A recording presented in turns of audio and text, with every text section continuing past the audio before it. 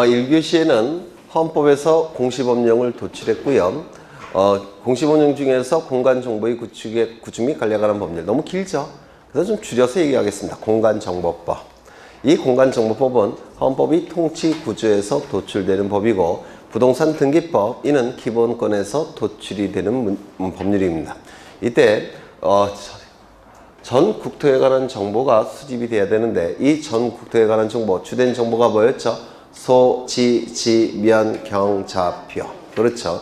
그 다음에 등기법에서는 부동산 권리에 관한 정보가 수집이 될 텐데 부동산에 관한 정보, 권리에 관한 정보 두 가지가 수집이 될 겁니다. 부동산에 관한 정보는 뭐였죠? 소, 지, 종, 구, 면. 소, 지, 면. 그 다음에 권리에 관한 정보, 권리는 크게 소유권과 소유권에서 도출되는 소유권 이외의 권리로 나눴고 그 정보가 좀 어려워요.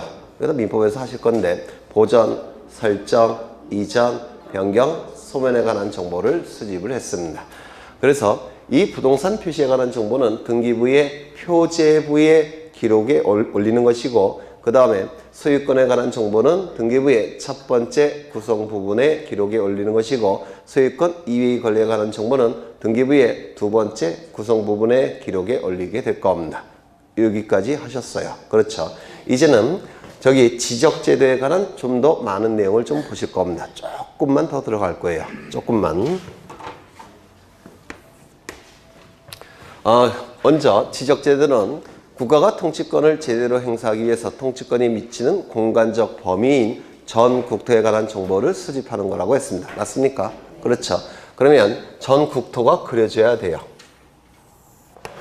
뭘 그린 걸까요? 네, 한반도. 우리나라를 그린 겁니다. 왜 웃으세요? 네. 여기서 전 국토는 이거 다일까요? 아니죠. 여기 휴전선이 이렇게 그어져 있죠. 였죠. 그래서 통치권과 주권이라는 개념을 혼동하시면 안 되는데 주권은 주인된 권리로서 여기 다 주권이 있는 겁니다. 북한을 국가로 인정 안 해요. 우리나라 헌법은. 그래서 주권은 여기까지 올라가요. 그런데 통치권은 입법권, 사법권, 행정권을 얘기한다고 했죠. 통치권은 휴전선 아래쪽입니다. 이게 전국토예요. 전국토. 휴전선 아래쪽에.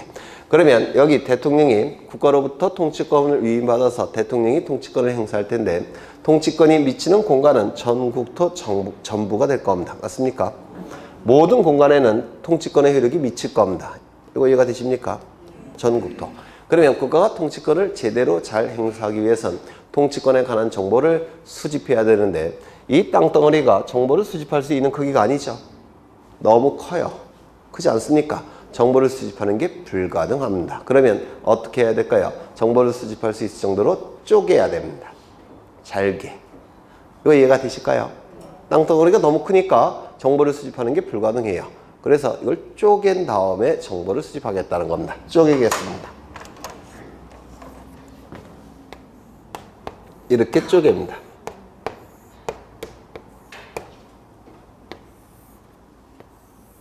이렇게 쪼갰습니다. 이 쪼개진 하나를 뭐라고 부르냐면 지번은 뭐라고 했습니까? 토지 번호. 지번을 부여하는 단위라고 얘기합니다. 그래서 지번은 여기서부터 1, 2, 3, 4, 5, 6, 7, 8, 9, 10, 11, 12 이렇게 부여해요. 여기서는 다시 1번부터 시작하겠죠. 1, 2, 3, 4, 5, 6, 7, 8, 9, 10 이렇게 부여할 겁니다. 그리고 여기도 다시 1번부터 시작할 거예요. 그래서 이걸 지번을 부여하는 단위인 지역이라고 얘기합니다. 지번 부여 단위 지역이라고 불러요. 너무 길어서 요거를 생략하고 지번 부여 지역이라고 얘기를 합니다. 그러면 이 지번 부여 지역으로 쪼갠 이유는요. 이러한 지번 부여 지역이 없게 되면 지번을 부여할 때 여기가 1번이 될 테고 여기는 몇 번이 되냐면 4천만 번호가 나와야 돼요. 토지가.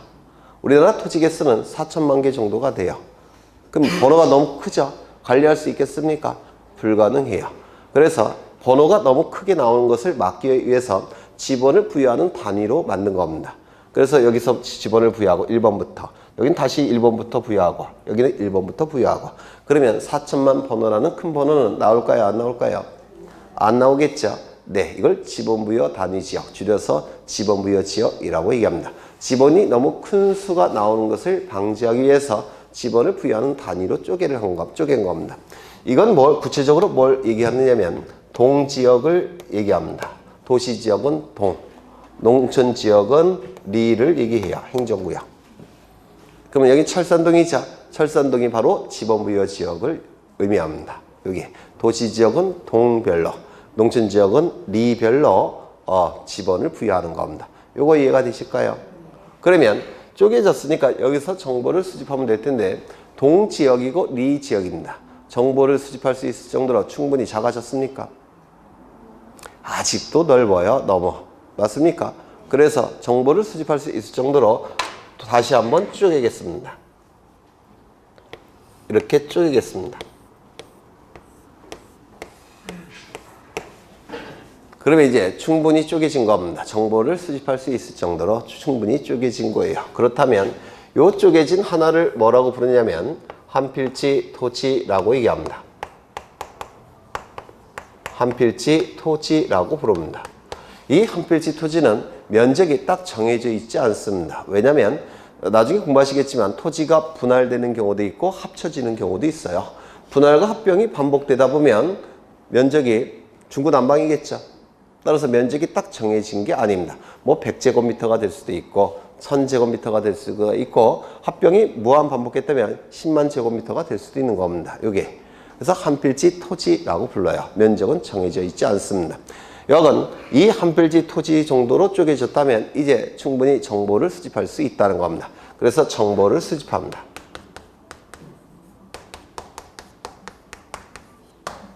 이때 정보는 무엇을 얘기한다고 했죠? 주된 정보는 뭐라고 했습니까? 컨닝하셔도 돼요. 컨닝하셔도. 네. 토지 표시에 관한 정보. 맞습니까? 토지 표시에 관한 정보가 주된 정보로서 어떻게 외웠죠? 소, 지, 지, 면, 경, 좌표. 이렇게 외웠습니다. 소, 지, 지면, 경, 좌표 이렇게 외우셨어요. 소는 뭘까요? 소재지, 그 토지가 속해 있는 행정구역. 지는 뭘까요? 토지의 번호. 지는 토지의 사용 목적. 면은 토지의 넓이. 그 다음에 경은 경계, 좌표 이렇게 될 겁니다. 소지지면, 경좌표. 그 다음에 부수적인 정보도 수집한다고 했죠. 뭘까요? 소유자의 이름, 주민번호, 주소를 의미하게 될 겁니다. 맞습니까? 네. 요 정보들이 수집이 됩니다. 이 수집된 정보는 이제 어디에다가 등록을 할까요? 네, 컨닝하셔도 돼요. 지적 공보, 지 토지, 적 정보, 공적인, 부 장부, 토지 정보를 담고 있는 공적인 장부, 지적 공부에 등록하는 겁니다. 지적 공부에.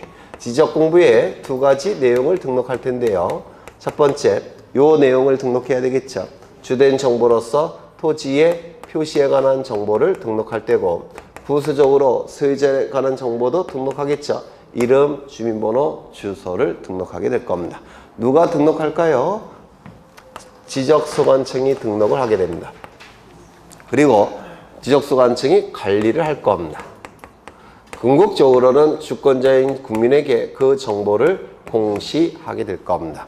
이것과 관련된 제도의 이름을 지적제도, 여기에 적용되는 법률을 공간정보법, 맞습니까? 그러면 이 지적제도에서 제일 중요한 요소 세 가지 꼽으라면 뭘까요? 그렸어요, 이미. 한필지 토지, 등록, 지적공보. 이 세 가지를 지적의 3요소라고 부릅니다.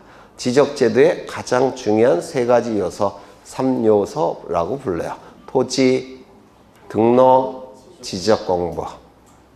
이때 요 등록은 첫 번째, 등록의 주체는 누굴까요? 컨닝하셔도 돼요. 기분 나쁘세요? 컨닝하라고 해서. 네. 등록의 주체는 국토교통부 장관이라고 했는데 맞습니까? 근데 너무 많아서 시군구별로 쪼개서 누구에게 맡겨놨다고요?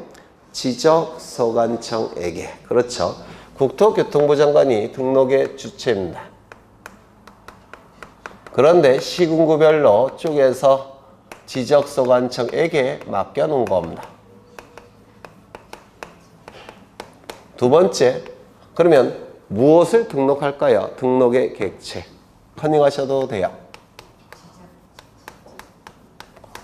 어디에 관한 정보를 등록한다고 했죠? 전 국토에 관한 정보들을. 그렇지 않습니까? 전 국토에 관한 정보들을 등록하게 됩니다. 그러면 구체적으로 등록하는 정보는 뭘까요? 등록하는 내용. 그렇죠. 토지의 표시가 주된 정보로서 등록이 될 테고, 부수적으로는 뭐가 등록이 될까요? 소유자의 이름, 주민번호, 주소가 등록이 될 겁니다. 맞죠? 그러면 어디에다가 등록할까요? 토지 정보를 담고 있는 공부. 그렇죠. 등록하는 공부는 토지 정보를 담고 있는 공적인 장부에 등록할 겁니다. 그러면 등록의 방법은 뭘까요? 이건 설명을 안 했습니다. 여기서 정보를 수집하는 방법은 두 가지가 있는데, 조사와 측량을 통해서 수집합니다. 조사와 측량.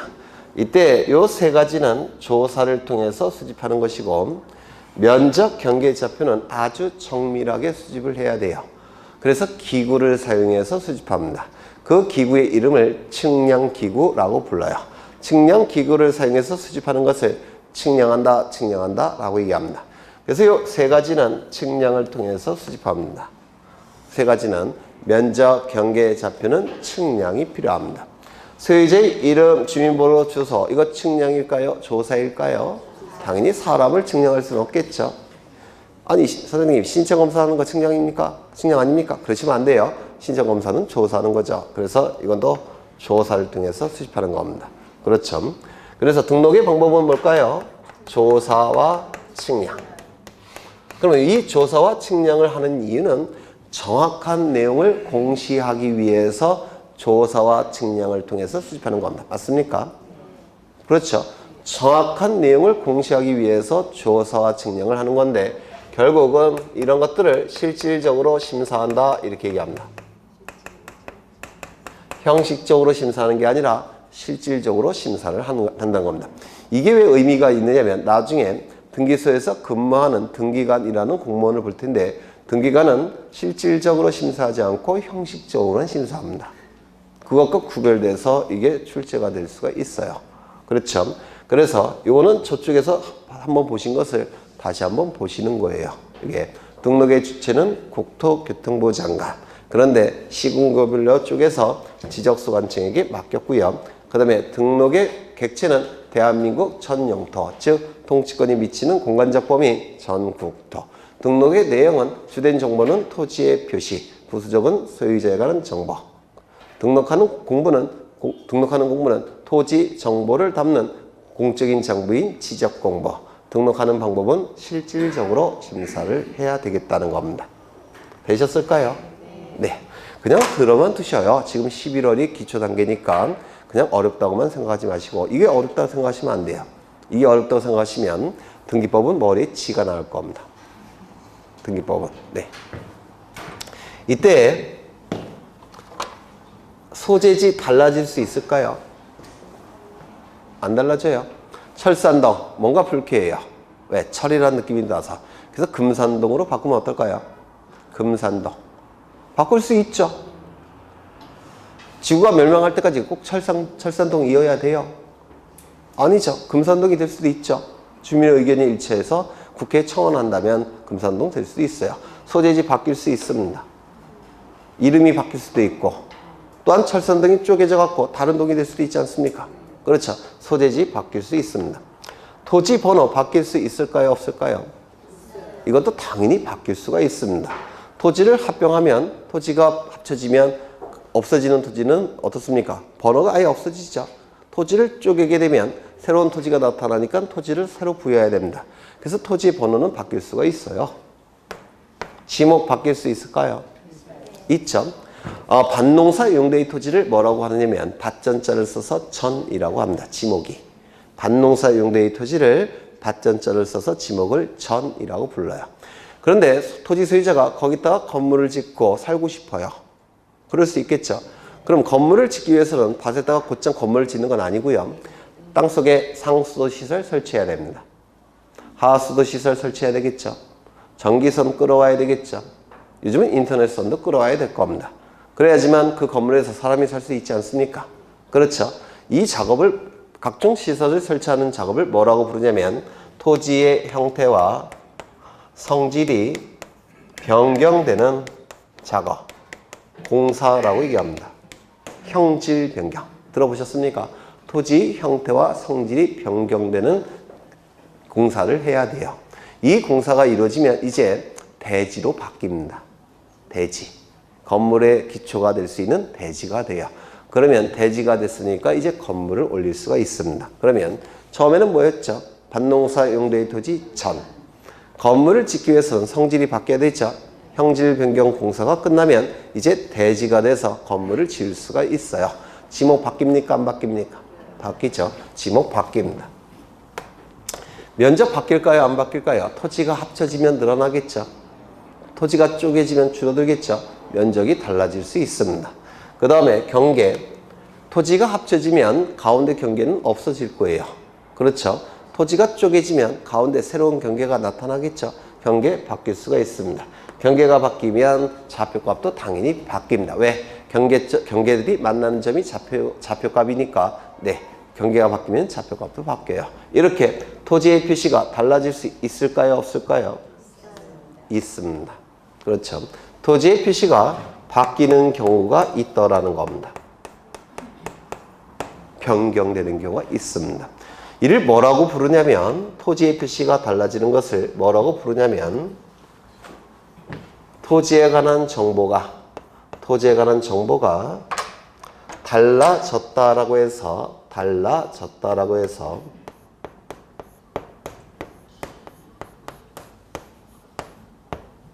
토지 이동이라고 부릅니다. 달을 이자에 움직일 동자를 써서 토지 이동이라고 불러요. 좀 어색하죠, 용어가. 우리 법률 용어 중에서 우리나라 사람들이 어색하다고 느끼는 용어들은 왜 그럴까요? 다 일본 사람들이 만든 용어예요. 일제시대 때.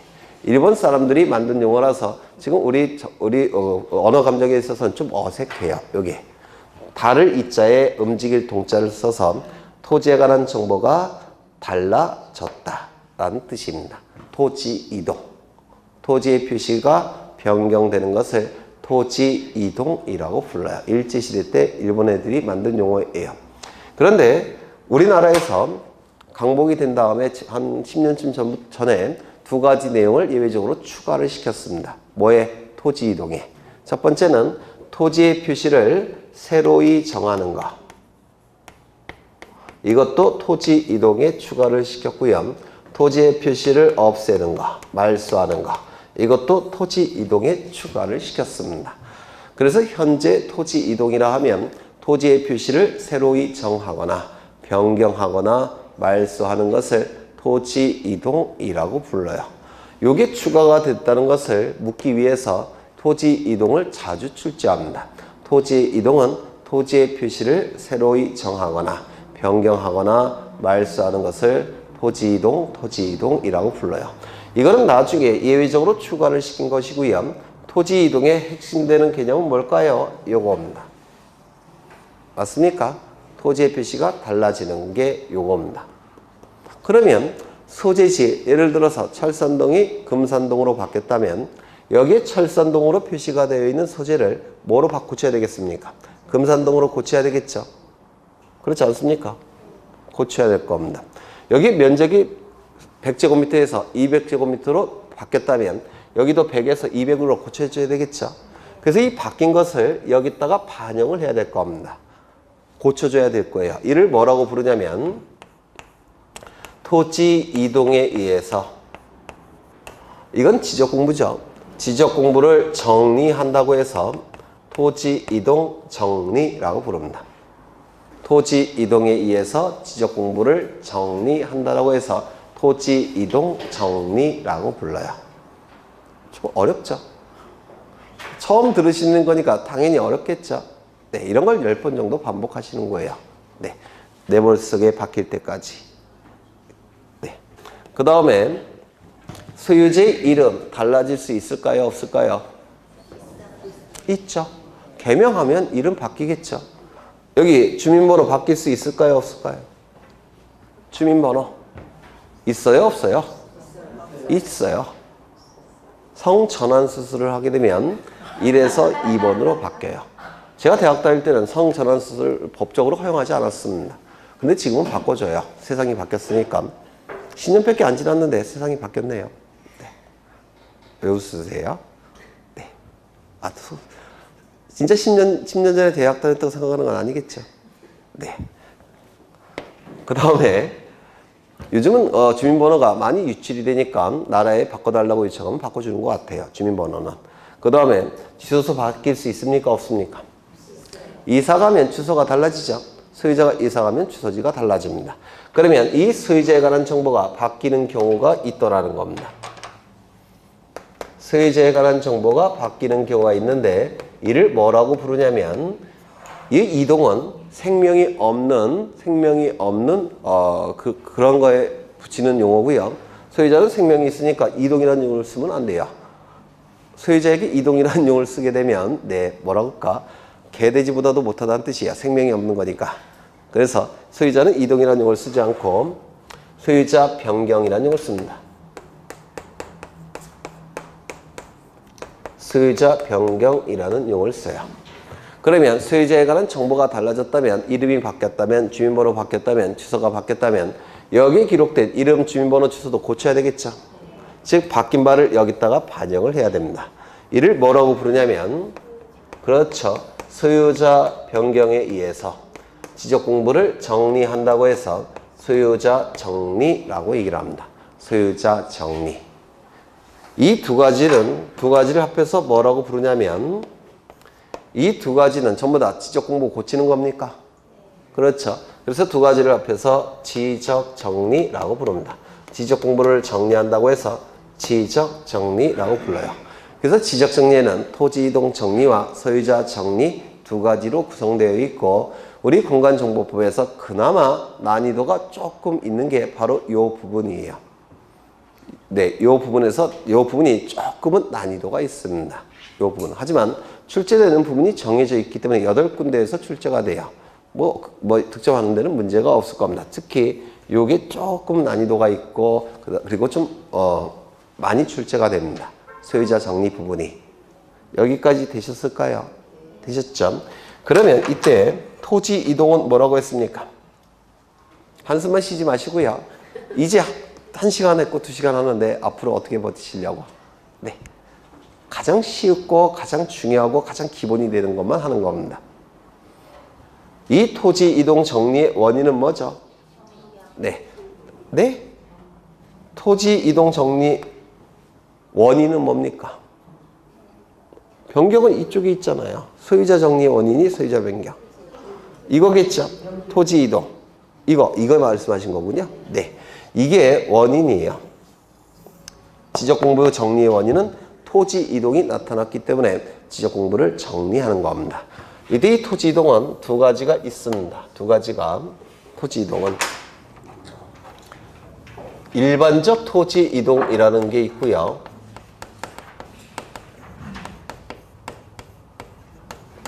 특수한 토지 이동이 있습니다.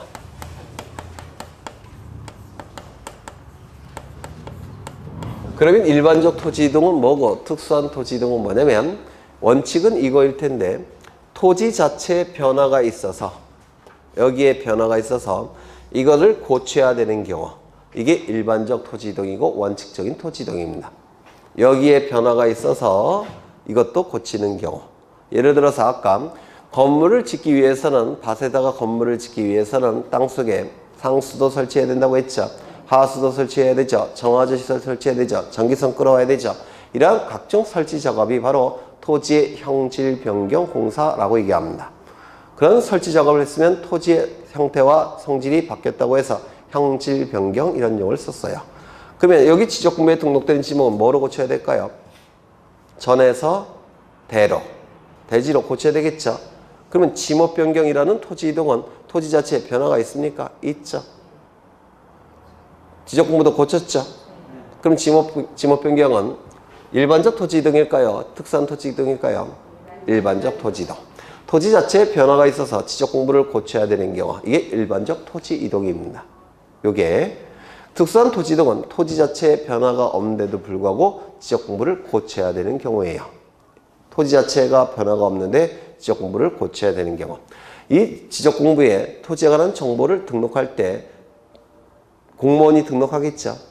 그런데 공무원이 사람이니까 잘못 등록할 수 있습니까? 그럼 고쳐야 되겠죠. 이를 등록사항의 오류를 정정한다 이렇게 얘기합니다. 등록사항의 오류 정정의 경우에는 토지 자체에 변화가 있을까요? 없을까요? 없죠. 근데 지적 공부는 틀린 거 고쳐야 되겠죠. 이게 바로 뭐겠습니까? 특수한 토지 이동 이렇게 얘기를 하겠다는 겁니다. 이거 이해가 되실까요? 이때 일반적 토지 이동은 뭐가 있느냐면 첫 번째 신규 등록. 신규로 지적 공부에 등록한다는 뜻이에요. 신규 등록. 두 번째 등록 전환. 이건 좀 어렵죠. 이건 나중에 보실 겁니다. 세 번째 분할. 네 번째 합병. 다섯 번째 지목 변경. 여섯 번째 바다가 된 토지의 등록 말소.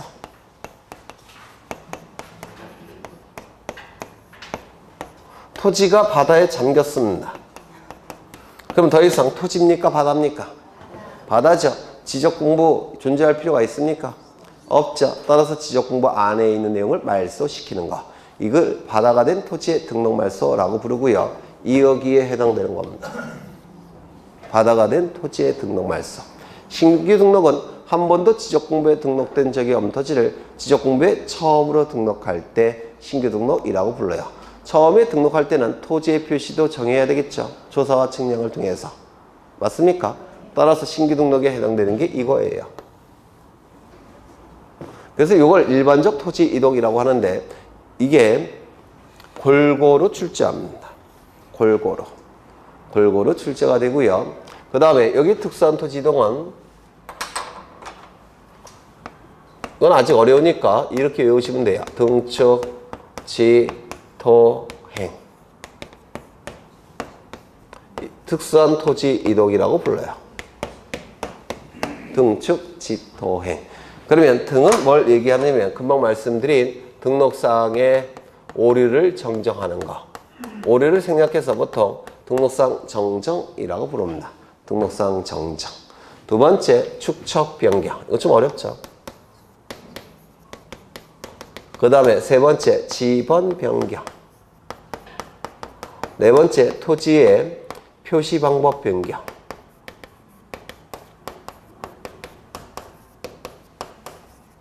네 번째, 다섯 번째 행정구역 변경 또는 행정구역 명칭 변경. 이건 전부 다 토지 자체에 변화가 없어요. 그런데 지적 공부를 바꿔야 돼요. 고쳐야 됩니다. 이게 그래서 특수한 토지 이동이라고 부르는데 이렇게 일단 외워두시면 좋을 것 같아요. 등축, 지, 토, 행 이렇게 일단 외워주시면 좋을 것 같은데요. 여기서는 주로 여기서 집중적으로 출제가 됩니다. 올해도 출제가 당연히 됐고요. 이거는 골고루 출제하고 이거는 여기서 집중적으로 출제가 돼요.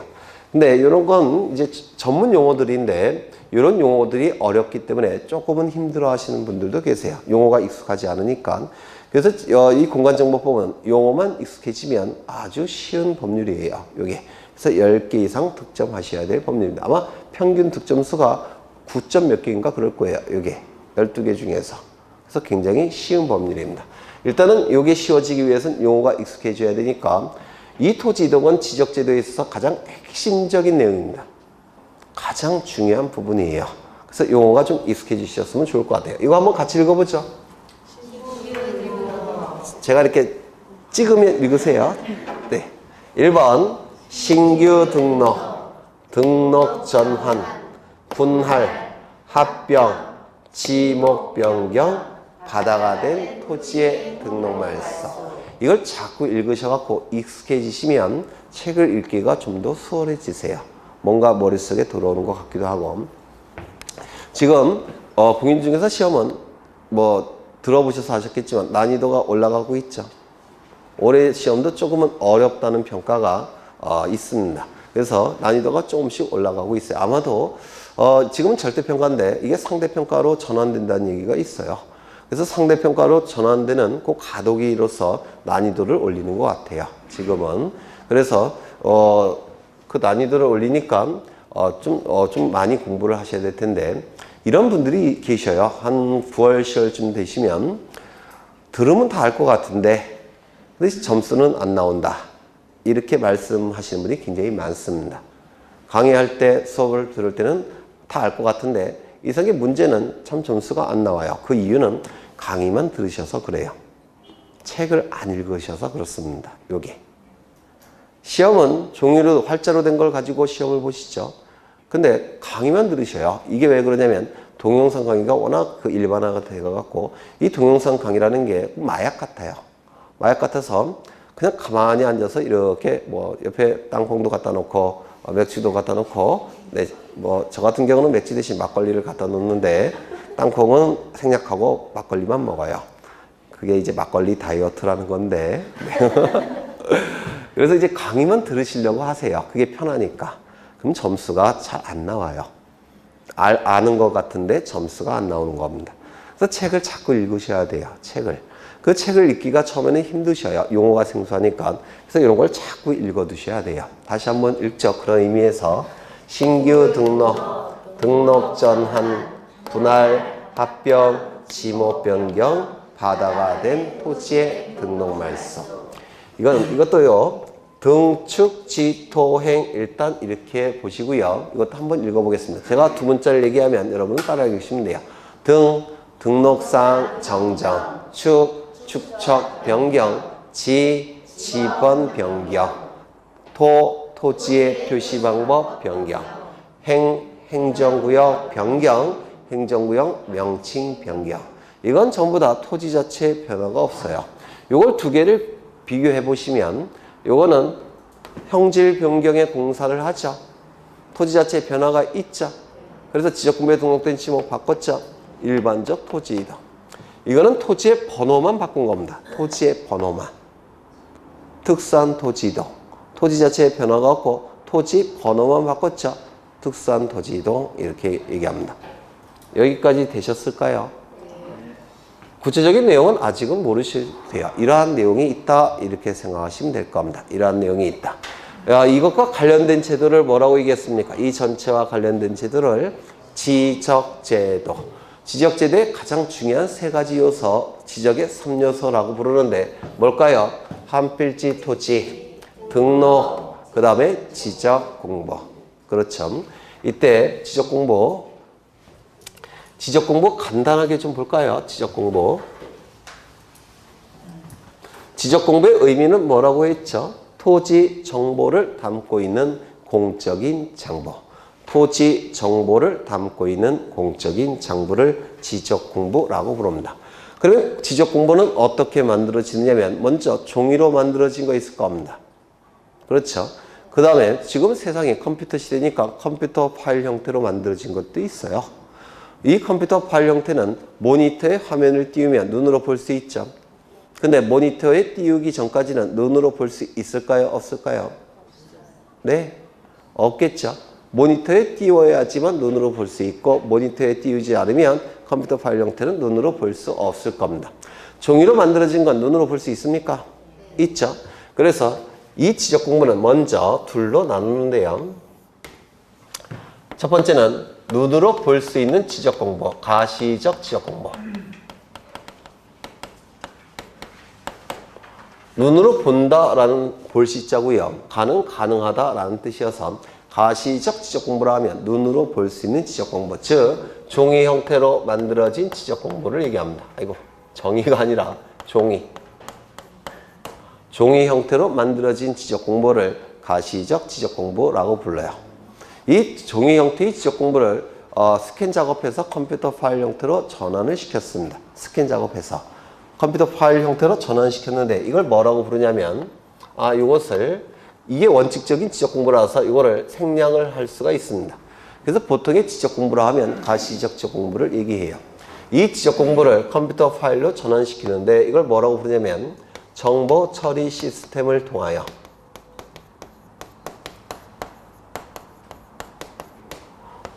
기록하고 저장된 형태, 이를 불가시적 지적 공부라고 불러요.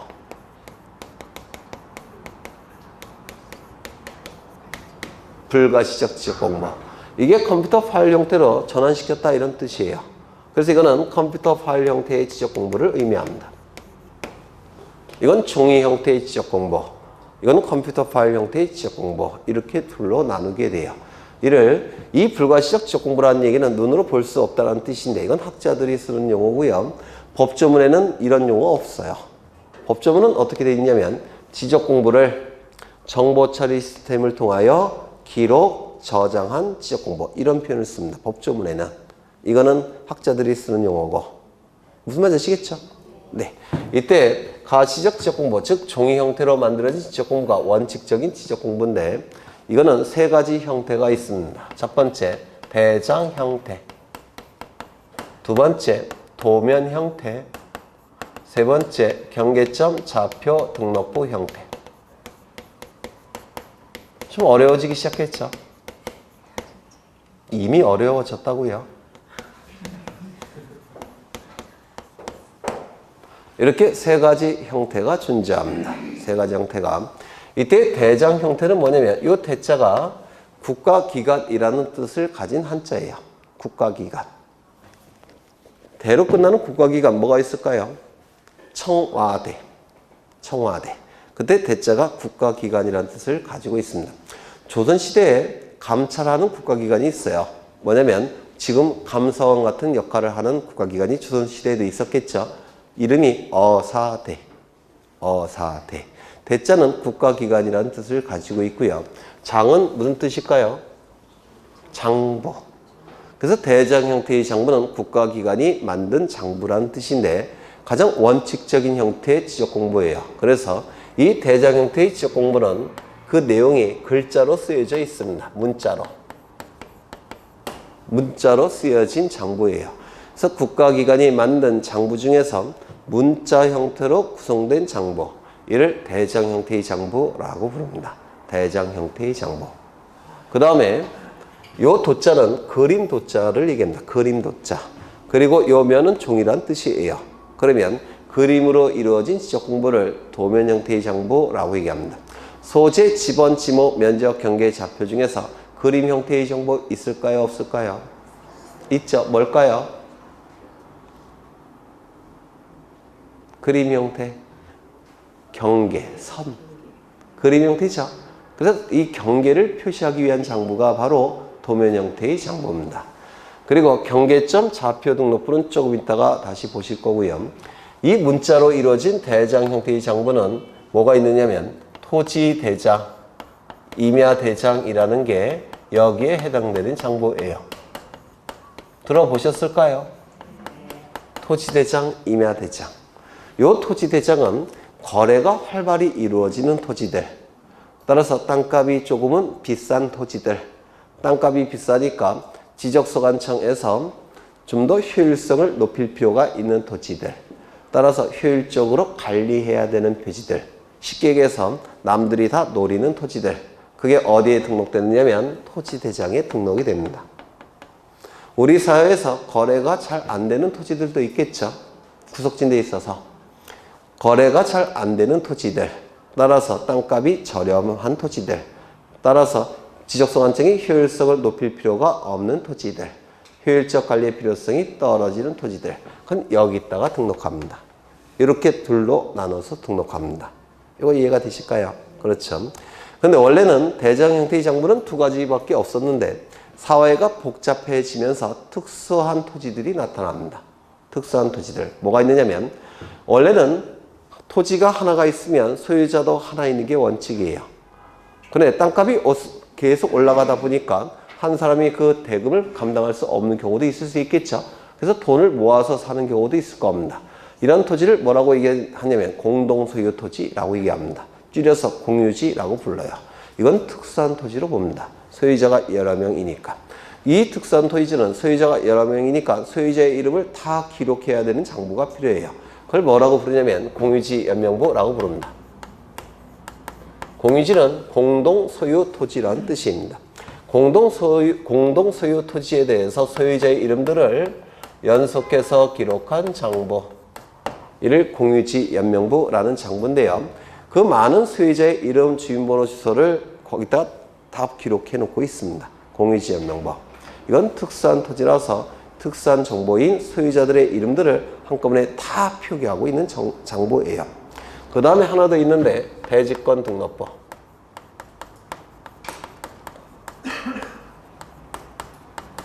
이 대지권이라는 권리는 나중에 등기법과 민법에서 공부하시겠지만 아파트 소유자들이 가지고 있는 땅에 대한 권리를 대지권이라고 불러요. 대지, 건물의 기초가 되는 땅, 거기에 대한 권리. 이 대지권이라는 이름은 아파트 소유자들이 땅에 대해서 갖는 권리, 대지권이라는 권리인데요. 예를 들어서 아파트 한 동이 있고 그 안에는 아파트가 101호부터 303호까지 있습니다. 몇 가구가 사는 겁니까? 9가구. 9가구가 대지권이 있겠죠. 그렇죠. 그걸 얘기해요.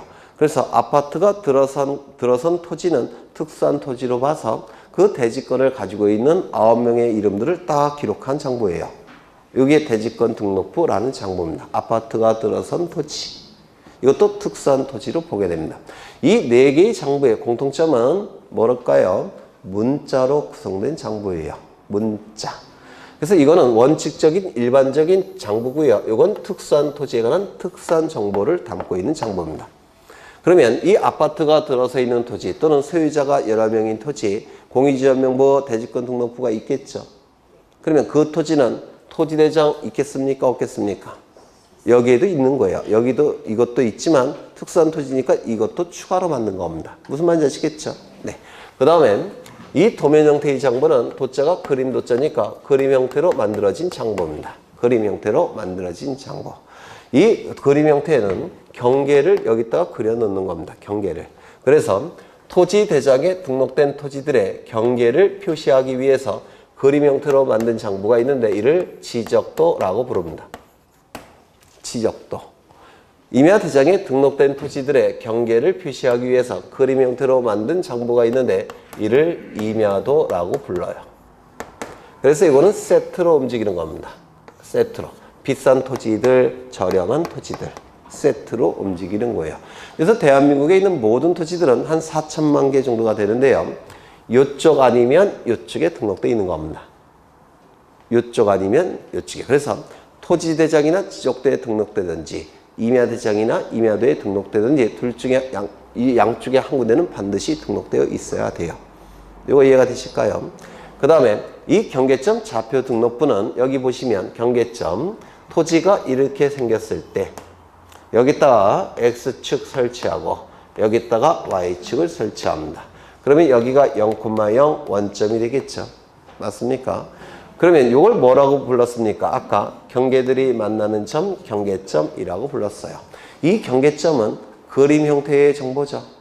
왜? 경계들이 만나는 게 경계점이니까 이거 그림으로 표시되는 거 아닙니까? 그래서 이 경계점은 그림으로 표현되는 정보예요. 그림은 어디에 등록되는 내용입니까? 도면. 맞습니까? 경계점은 그림으로 표현되는 정보인데요. 여기 X축 설치하고 Y축을 설치하면 이 경계점이 X좌표, Y좌표로 표시할 수가 있습니다. 이렇게 표시할 수 있습니까? 예를 들어서 여기가 100, 여기도 100이면 여기 100,100 이렇게 되는 거 아닙니까? 그렇죠. 그래서 이거는 좌표값은 숫자고 숫자는 문자의 일정입니다. 문자의 일정. 그러면 이 좌표값은 문자 형태의 정보인데 문자 형태의 정보는 어디에다가 등록하는 겁니까? 대장에. 그래서 이 경계점 좌표값은 그림 형태의 경계점을 문자 형태의 좌표값으로 전환시켜서 등록한 장부. 이를 경계점 좌표 등록부라고 부릅니다. 그러면 이 경계점 좌표 등록부는 경계점 좌표 등록부라는 장부는 이것도 일부 있는 것이고 이거의 내용도 일부 있는 거겠죠. 짬뽕이죠. 그래서 두 가지 성격을 다 가지고 있다고 해서 중간적 성격의 장부다 이렇게 얘기를 해요. 대장과 도면의 성격을 다 가지고 있는 중간적 성격의 장부다 이런 표현을 씁니다. 기출지문이에요. 이런 것들은. 이때 이 7가지 지적 공부를 가시적 지적 공부라고 얘기하고요. 요거를 보통 생략해서 지적 공부 이렇게 부르는데 지적 공부는 총 7가지가 존재합니다.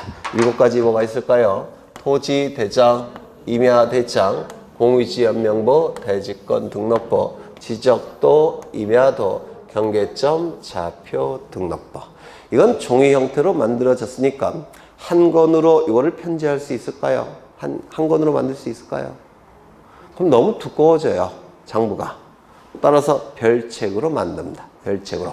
그래서 이 가시적 지적 공부는 7가지 장부가 존재하는 겁니다. 7개의 장부가 별책으로 만드니까. 맞습니까? 그 다음에 이건 컴퓨터 파일 형태라고 했죠. 컴퓨터 파일 형태는 저장 매체가 자기 테이프, 자기 디스크, 하드디스크 이런 거 들어보셨죠? 그거는 많은 내용을 담을 수가 있어요. 그렇겠죠? 따라서 이 컴퓨터 파일 형태는 이거를 따로 만들지 않고 하나로 봅니다. 한 개로 봐요. 그러면 지적 공부는 총 몇 가지가 있을까요? 아니, 다 합치면 종이로 만들어진 거 7개, 컴퓨터 파일 형태 1개, 총 8개의 지적 공부가 있다라고 얘기합니다. 8개. 이것 자체로 출제를 해요.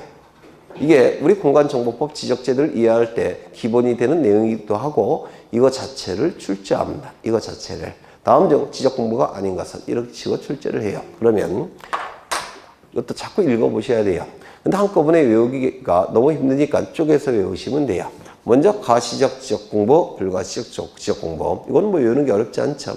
가시적 지적 공부는 3가지 형태가 있는데 대장 형태 4가지. 뭐가 있을까요? 토지 대장, 임야 대장, 공유지연명부, 대지권 등록부. 도면 형태의 지적 공부 2가지가 있습니다. 뭘까요? 지적도, 임야도. 2가지 성격을 다 가지고 있는 경계점, 좌표, 등록부. 여러분을 신뢰할 수 없으니까 다시 한번 하겠습니다. 대장 형태의 장부 뭐가 있을까요? 토지대장, 임야대장, 공유지연명부, 대지권 등록부. 도면 형태의 지적 공부 2가지, 지적도, 임야도. 2가지 성격을 다 가지고 있는 경계점, 좌표, 등록부. 네. 그래서 좀 익숙해지시면 좋을 텐데요. 조금만 더 들어가면 이 가시적 지적 공부는 누가 보관하느냐면 아까 지적소관청 말씀드렸죠. 토지 정보를 담당하는 관청. 지적소관청 지하에 청사 지하에 창고를 설치해 놓습니다. 창고의 이름은 지적소고라는 창고예요. 토지 정보를 담고 있는 서책 형태를 보관하는 창고라는 뜻이에요. 지적서고. 이 지적서고는 종이를 보관하고 있기 때문에 온도, 습도 이런 게 철저하게 조절이 됩니다. 그 다음에 책꽂이 같은 이거 장부니까 책 꽂는 데가 있어야 되죠. 바닥으로부터 몇 센치 이상. 그 다음에 이걸 관리하는 자의 책상과 가까이 위치해야 되고, 그 다음에 벽의 두께는 얼마야 되고, 창은 이중창으로 해야 되고, 바깥의 창은 철제로 만들어야 되고, 이런 내용은 있습니다. 이게 저도 잘 몰라요. 근데 아주 나쁜 놈들이 이걸 올해 출제를 했어요. 정답은 철제 창은 바깥에 설치해야 되는데 안에 설치한다라고 틀린 지문으로 출제했습니다. 이 나쁜 놈들이. 네, 이런 것들은 틀리라고 된 문제예요. 이런 것 맞히시면 출제제에 대한 예의가 아니에요.